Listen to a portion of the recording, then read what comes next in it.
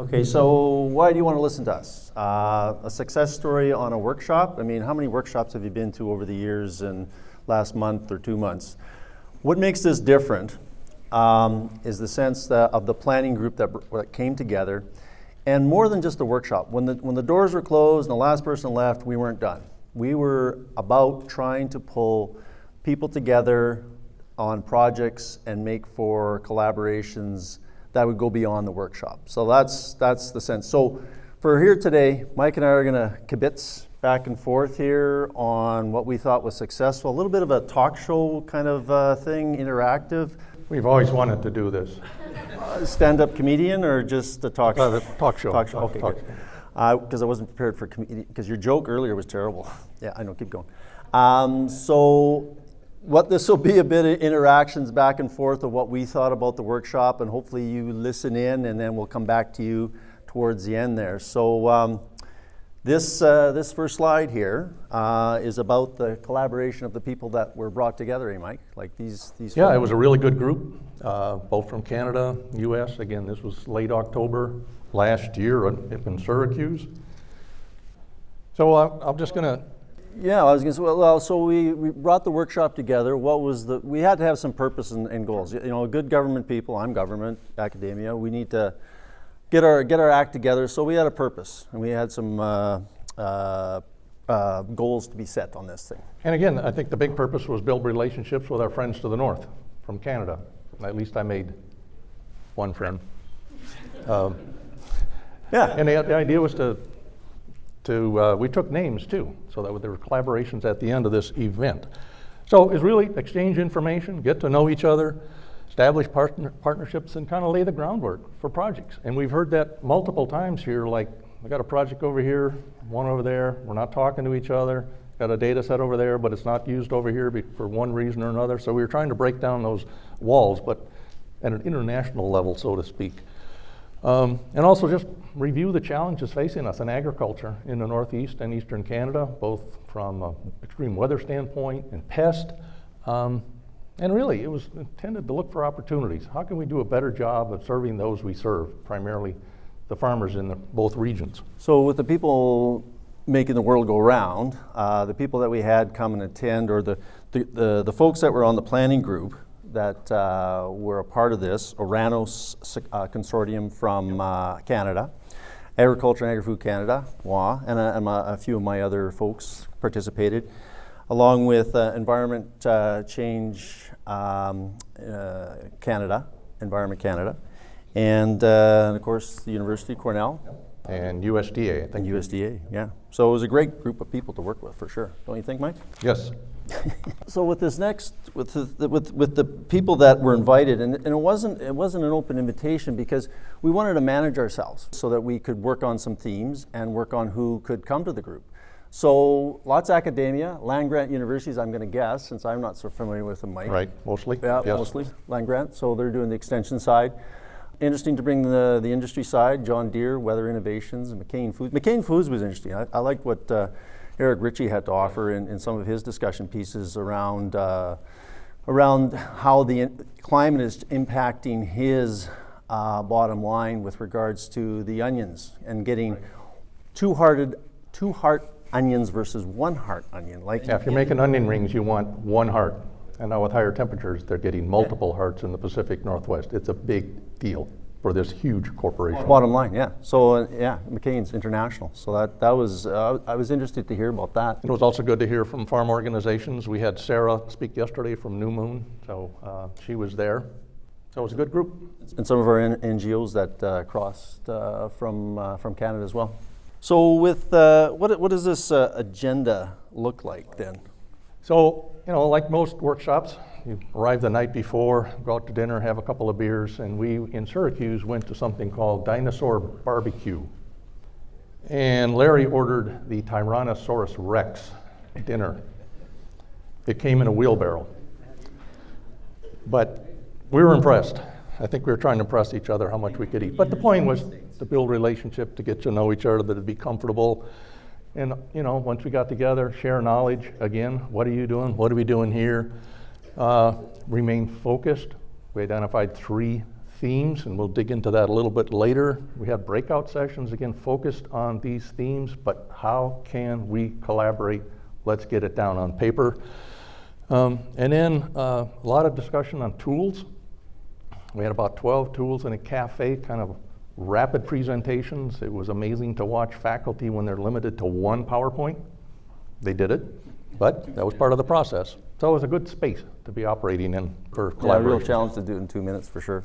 Yep. But it was done, it was done. And, Oh, yeah. and creating the space, I mean, when you have people coming together around this, so often there's a lot of creative dialogue going on that takes you between sessions. And so we made sure that there was a lot of time and opportunity for people to come together on that. So with the themes, we had 3 themes. And so the next slide will show us the starting point to get us focused on the extreme weather. And probably not so different than what you've been hearing here today and what we've heard with regards to extreme events with temperatures changing and making seasons longer but unpredictable about how you can get on the field and being access to the field. And with regards to soil carbon, cycling, impacts around that, again with weather and having the impact. But what's important here is about formulation of the question, I thought, Mike. You know, was just having it so that we knew what question we were trying to answer and bringing the solutions or bringing the thoughts and bringing the folks that could elaborate on the discussion. So the question is, you know, how are extreme weather events and climate change affecting soil erosion and nutrient loss on agricultural landscapes? And we talk more about that on watersheds and how what that looks like. So it is about how the farm operations are adjusting. And one of the things I took away yesterday was Sarah also talking about their lane of being, their access to the farm being like there for 100 years. And now within that micro watershed, within the larger watershed, was a need to change the laneway for where the water flowed and the impact of water downstream and washing nutrients off the landscape. Not like it was 100 years ago. Exactly, yeah. But each of these 4 bullets up there also, if we didn't cover it, there was a keynote speaker, again, to provide us sort of basic information to get us launched. And then, of course, pests are really important. There's a lot of change underway. And again, we had keynote speakers talking about insects, weeds, diseases, as well as contaminants on our food, produce safety, which is something we forget about often. And I think one of the highlights here was, one of the speakers was Lou Ziska from USDA ARS, is doing a lot of interesting work with artificially growing weeds in particular under different levels of CO2. And the response has been really interesting. The weeds become harder to control with glyphosate, Roundup, and we have tens of millions of acres of Roundup-ready crops in this country. He also talked about protein levels in pollen that bee capture late in the season, the protein levels dropping off, so pretty exciting stuff. And then Rachel Schachtman at the end talked about produce, and you think today with heavy downpours, there's a lot more splash up onto fresh produce. So what does that mean if you've got contaminants in that soil? You were going to tell me where these slides came from earlier, because that was an indicator of weather. The beetle, I think Dave Wolf talked about both of these pests yesterday. The beetle is a corn flea beetle. It vectors a disease in sweet corn. Typically cold winters pretty much knock it out, but it's becoming more prominent because somewhat warmer winters. As an assistant professor, I made a little prediction every year how bad that would be for sweet corn growers. The insect on the right is the corn earworm, historically arriving late in the summer on storm fronts. Now it's here early in the season, presumably, because it can overwinter. So there's a story there. So into our third theme area around decision support. This area gave us an opportunity to hear from Dennis Tody, who was instrumental in the U2U effort, no longer funded, but the notion of useful to usable. I like that. It speaks to me as to the pragmatic and relevancy of what tools can do, and the importance that Dennis brought to making sure that the applications are tried and true and tested and understood by the end users, and not creating tools that are not useful and usable. So I thought that was a good takeaway for our front end discussions there. I think we've heard that here too, as well as making sure you're meeting the needs of the end user, and what you have they will use. Yeah, exactly. Being relevant is what I like to underline in those things. So as we moved into this whole decision support area, we got into the tools cafe of speed marketing the concepts. And it was hard to do. You got to do the 2 minutes, and basically you get the cane and you pull them, and next, because there was 12 in total, and allowed for an engagement, for subsequent engagement for whatever wet your whistle from what you saw by way of the Tools Cafe. And here's an example of some of them. Yeah, there's 5 listed here. They range from, focused on pest, extreme weather, current conditions, drought, which is really important. But again, it was really good to bring these folks together, sometimes represented by more than one person, to just converse and share what the tool does, what its shortcomings might be, what its strengths might be, and how, again, can we partner better on the use and development of tools. Yeah, no, that was a really good session, even though I ended up talking to one of the producer friends. I guess I wanted to stay relevant on talking to producers. So with the other tools that came out here was, of course, Cornell's University's helping farmers with risk management. The Holos whole farm model, and that's a Greek word for whole. I thought it was from Wisconsin. No, it's from Greek. Well, actually, it's Lethbridge, Alberta, the fellow that came down from Canada to talk about this on farm. Good cow country, yeah. And NOAA, of course, being a participant in this area and providing some of the tools that they have. And the WIN is the short name for Weather Innovations, along with NOAA. Interesting things have come of that, I think, that we're following up on and we'll talk about later as to data exchanges and the models themselves. So I think that was a neat opportunity. Yeah, NOAA was kind of interesting. I was well aware of it. It has multiple programs for disease and pest forecasts, but Pam Mount, the farmer who spoke yesterday, has a NOAA station on her farm, which I thought was nice to hear. So we did have producers. Yeah, again, we engaged farmers in this workshop. We had 2 or 3 there. One actually represented a Canadian organization, so I had a pretty good perspective on the needs of the farmers. Sarah was there, talked about her farm. So I thought that also was really, really valuable to get that sort of ground truthing, as sometimes we can slip as academics and kind of forget we got clients out there to serve. Oh, exactly, yeah. No, it was an important part of the workshop to have that. So with the next slide, we're talking about some of the summary outcomes of the different theme areas. And with the theme 1 with extreme weather, some of the key points or needs, the takeaway, if you to do the takeaway from this particular event, was the ability to predict and manage extreme events. And we're certainly hearing more about that at this workshop with regards to predictability, forecasting, applications of nutrients, chemicals, herbicides, helping the producer's bottom line. And with extreme events, some of the things that I'm familiar with in Canada is we've created weather stations in areas to support fungicide spray for pathogens coming given certain temperature and humidity. Important aspect of the bottom line for the producer, but also for society as a whole, and the social license to farm, and making sure that the public good is been addressed in doing that. So less chemicals out in the environment, less expense back to the farmer. So that was an important part. And on the needs, one of the key ones again was to partner with the private sector, so some of these tools can be maintained in the long term. Yeah. We thought that was really important as well. Yeah, those are good opportunities where the bottom line makes sense to partner up there. And the next one on pest. Certainly, I think everybody's aware that pest infestations and pressure is increasing.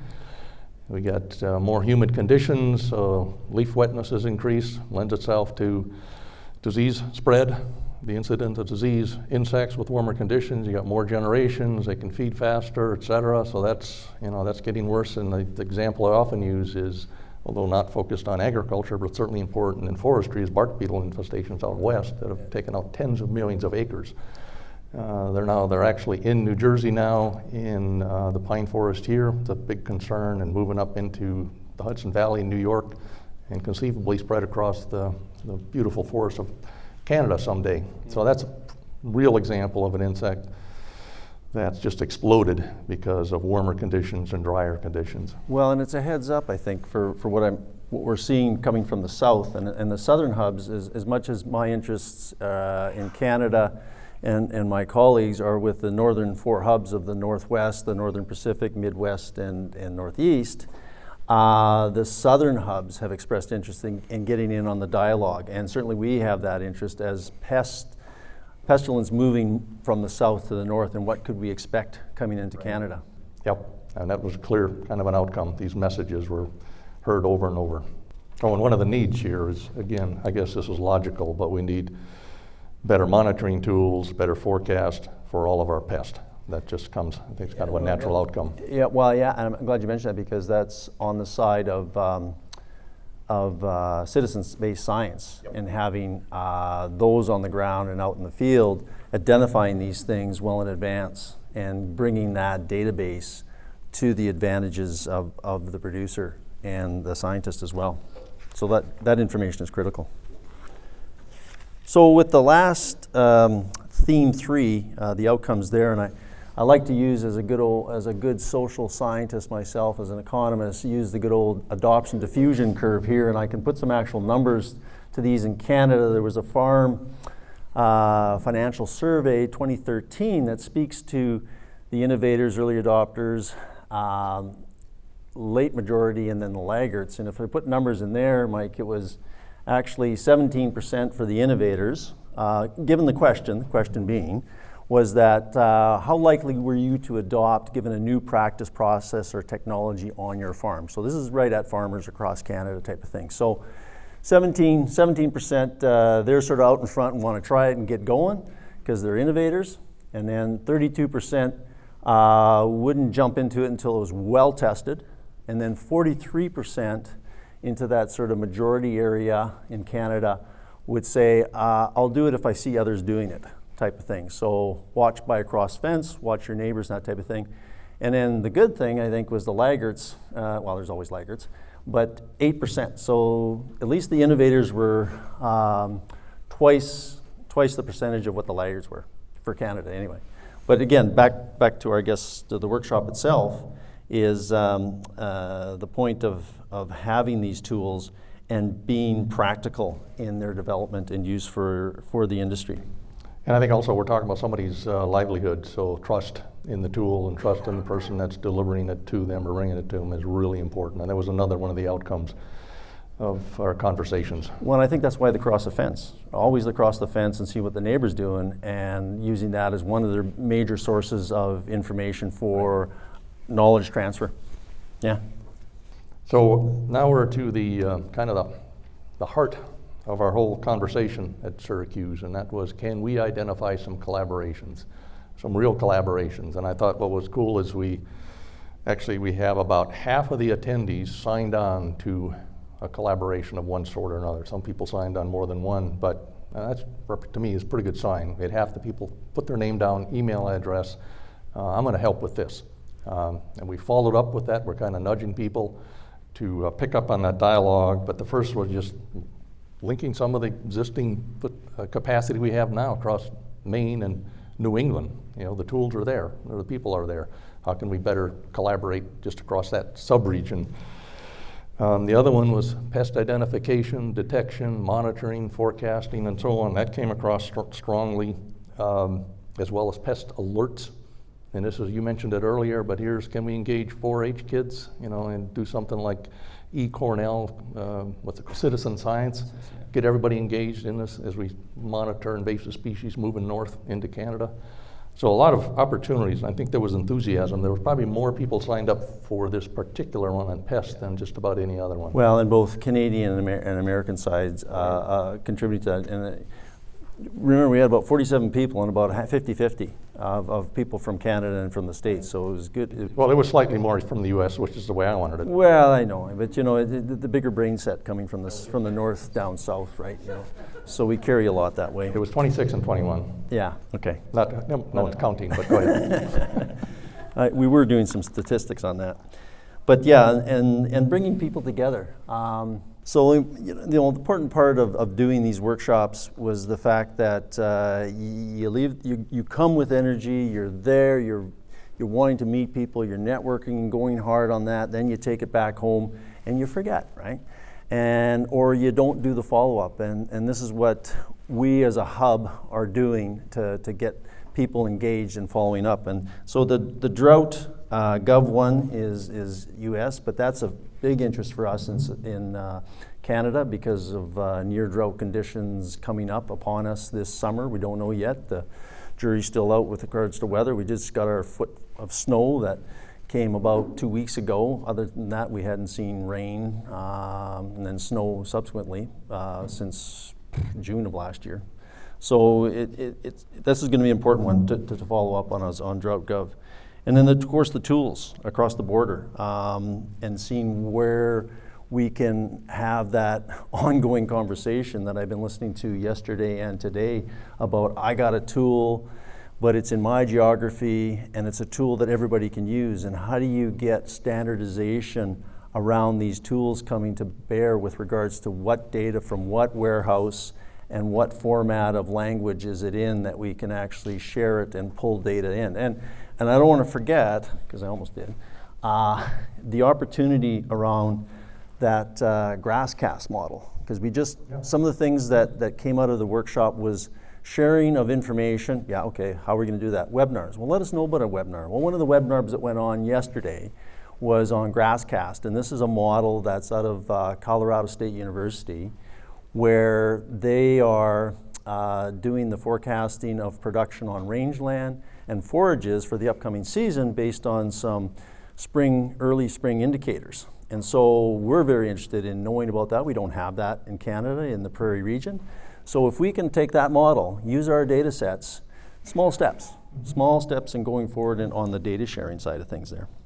And sharing of the models. And of course the cover crops, lots on soil health and lots on cover crops discussion that I'm continuing to hear as I come down south here. And the last one was kind of an offshoot from getting youth involved in climate science as well as following pest, but there were just from some of our industry partners, they felt, can we help identify the coursework or whatever the training that students get in our universities in both the US and Canada, so they're better trained when they come to our company. You know, Eric Ritchie was one, for example, that brought that up. We need students that have a more broad background, some of the soft skills as well. So what can we do next year? What's our opportunity? Now we turn to you. So we've laid out some collaborations that were identified in Syracuse. There are sign-up sheets over there for each of the 6 major collaborations that were identified. And if anyone is interested in signing up, place for your name and email. This is an opportunity to address some of these shortcomings we keep hearing about. Larry just identified and getting tools developed in one state that's not accessible or usable somewhere else. So we encourage you to do that. We found and again, that was the point of the Syracuse meeting, was to really leave there with some expressions of interest, is how we referred to it, by individuals. And so by putting your name down doesn't mean you give up your firstborn, okay? What it does mean is it could connect you into a network of information. And there's not a lot of information on each of those things to understand, well, what am I getting involved with? What does this mean? But what we'll promise to do, you put your name and your email up there, and what we can do is we'll send you a little more elaboration around the context and the people involved. So you may see people that you recognize and say, well, I could work with Mike. Mike's a good guy, you know, I know him.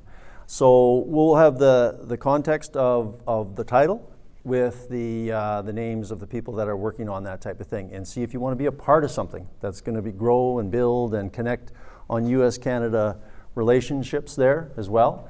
and sharing of information. As I was saying earlier to Mike, well, maybe by doing that, we shame our individual countries on doing better across states, across provinces.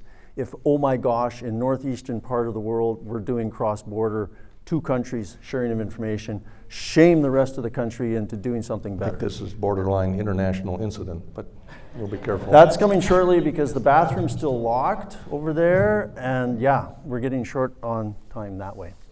So Were we successful? yeah, was this thing good or not? So we do the survey as we always do, people leaving, participant exit survey, 47 people, 33 people filled out the survey, and with that, 77% said that it was useful, and 20% said very useful. So that's like, everybody walked away with something good. And we don't know about the other folks that didn't fill out the survey, but nonetheless, that's a good sampling of the total. 92% said that they would use the information from the workshop. That remains to be seen. Maybe they were polite, but we like to think that it is a takeaway and they're honest with this anonymous type of survey. And then the last part is there was a good communications across border for 80% of the people there. And that's what we're looking for. We're looking for that cross-dialogue. What are the takeaways? Again, we said this already, but I think those who participated really enjoyed this format, the way we went through this, the way we came up with sort of ways for people to leave with something and continue the effort. We agree there should be more producer input if we do this again, when we do it again, maybe in a couple of years. And lastly, I think Larry already mentioned, they're moving in Mount Vernon in Washington State. You're essentially going to have another program like this out there. Yeah, no, we're hoping to do a similar type of thing with Washington State University as a collaborator, BC provincial government, obviously the Northwest Hub folks there, and create something similar in cross-dialogue. And it's based on a paper that was a white paper done in 2017 in February. So there's a jumping off point. You create a paper, you create some knowledge, get the people together, see what kind of synergies can be built from getting people together in a room, getting to know you, build relationships, boom. So again, we're here because of, thanks to the Northeast Climate Hub, and that's part of their function, and we just sort of added a little frosting to the cake in how we proceeded in Syracuse to make sure we had some partnerships when we left. And I guess in the words of Forrest Gump, that's all I got to say about that. Isn't that what he said? I think so. I love Whatever you that, want, Joe. Larry. Yeah. Time for questions.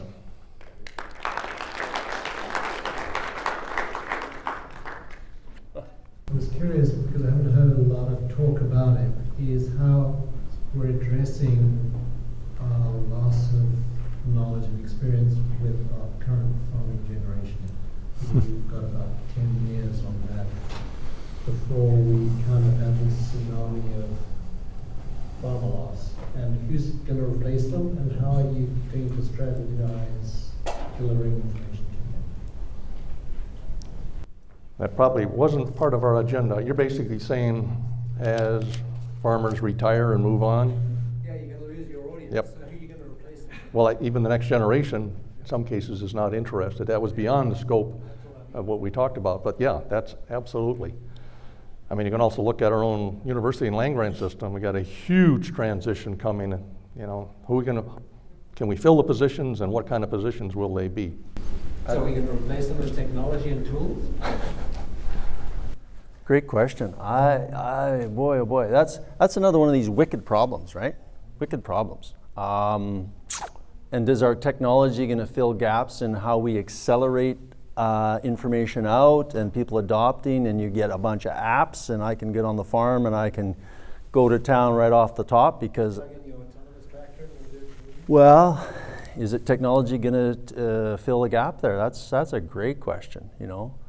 Great question. Answer?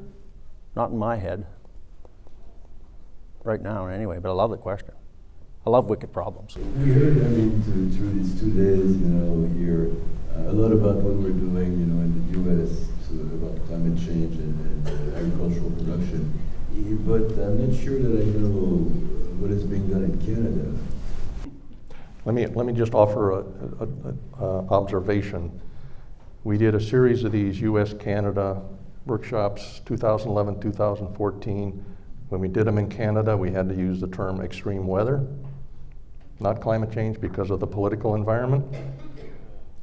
Things aren't quite flipped, but it's just an interesting time. Now they're much more acceptable to climate change and things are a little different. Yeah, on the agenda you could not use climate change. Yeah, and yeah, the change is there for sure. We're signed on, with the Paris Accord at the higher levels, like Bill was mentioning earlier that this administration here is not. And our Environment Canada departments, Environment Canada and Climate Change. So they've made that specific change to that. So there is a recognition around the climate change and making efforts, and they're also going to carbon taxes across the country. Some provinces are bucking that.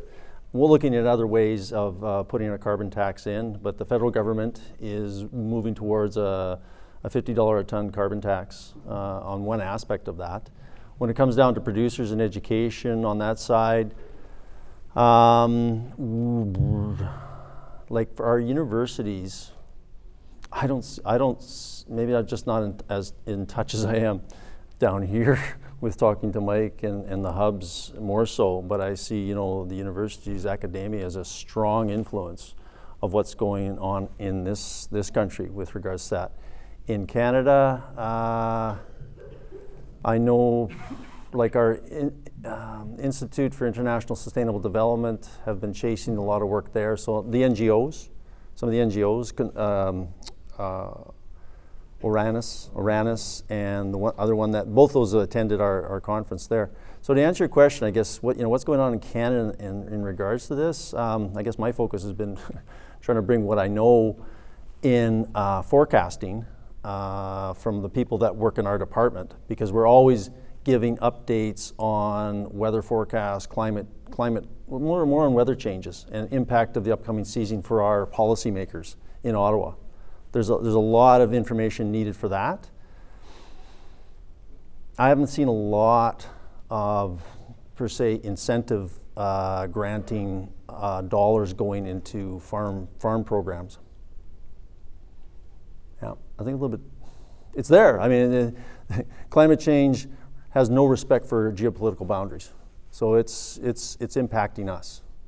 How much are we doing about it? Yeah, we're addressing some of the international requirements and bringing that home. I have a question about policy. I think one of your final slides had some reference to policy analysis, and I understand, this sort of formative stage with government and with academia, your focus is on making it useful for the end user, for the producers and the farmers. But with all this brain power in the room, how can that conversation be used to benefit better policy making? Because some of the actions that are available to the people on the ground are supported through cost share programs, through incentive programs, and through other kinds of mechanisms that are created and shaped and influenced by policymakers. I like policy. I've been in policy before in aspects of that. Totally agree with that comment. The need to how policy is formed and shaped. Again, for us in Canada, the information upwards or sideways or however it gets to our policymakers, I think it's given our administration, they want that. It's something they need to be informed about to create good policy and to move there. And that's why $50 a ton for carbon across Canada being applied, and us, Canada, being involved internationally at that level. So our administration is very keen on climate change and wanting to be a part of that. And their information, don't know exactly their sources. I can't say what it is, but it's important for them to be informed around that. This may not be policy specific, but when I asked Bill Hohenstein what can we do, those of us in the university or land grant system have quite a bit of flexibility in where we can go and who we can talk to as opposed to others. So that will continue. And are there stories we can tell that others can't, that need to go to the right people who set policy? And I know within our provinces, there's more action. As they mentioned, Quebec and Ontario, those are provinces probably out in the front with regards to some of the climate change actions that they want to undertake.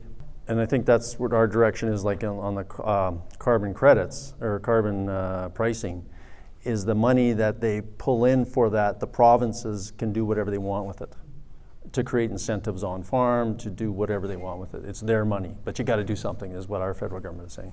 Yeah. I think our time is up too, unless there's one burning question. No? Okay. Thank you. Thank you very much, Mike. Thank you, sir.